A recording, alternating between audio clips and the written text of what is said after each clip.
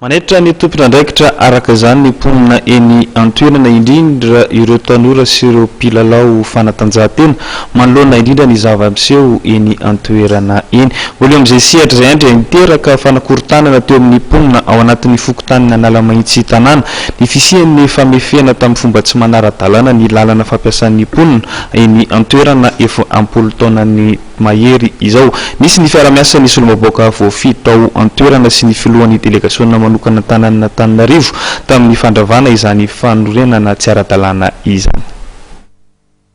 Ampolo taona no maro no efa lalana fivezivezen'ny vahoaka ity lalakely ato anatin'ny fokontany Analamahintsy tanàna ity. Voatsela nefa dia nisy olon-tsotra no niroso tamin'ny famefeny ity lalakely sokajiana au servitude de passage ity ary tsy nazona lalana ara-dalàna akory ka nahatonga ireo mponina tetỳ atoerana nitondra fitaraina teo anivon'ny fokontany sy ny solombavam-bahoaka ny baortany fadiny Andriamatoa Evra Olodinina.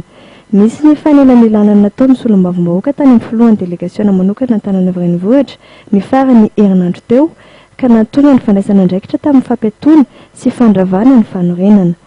Tonga nijery fotsiny ny fandravana ny fefy tetỳ atoerana omaly moa ny delegasiona notarehana ity solombavam-bahoaka ny baortany fadimy ity izay nanao fanentanana tamin'ny mponina mikasika ny fananantany. Hitanareo le izy zaza mahazo tsiny fomba ary io moa latsotrany ny teny tamin'io manana le olona anjarantsika ny amfony ianao miaro olona tsy ara-dalàna foana zay ny seka nampendenany entrano manjato ny tamin'ny président hoe tsika tarireny dia tezaina koa le olona hoe za sa manao trano raha tsy mahazo permis dia atsaitsika hoe nanazy ary le tany ka le zany isy le filaminana hoe no président dia aloaloha sokafy aloha le izy avy eo avoaka ny permis akostany andanana eto mitapina sa tsy mitapina le lalana dia mitapina le lalana dia miangavy anao zay fiarahamonina lisa sokafy le lalana dia ozy ianao hoe tsy anokatra anao izy anao zany zay zany vavonelina anao dia alefanao. Isan'ny etaeta nampitain'ireo mponina mivantana tamin'ity delegasiona ity omaly ny tsy fahampiany ny jiro manazava ny tanàna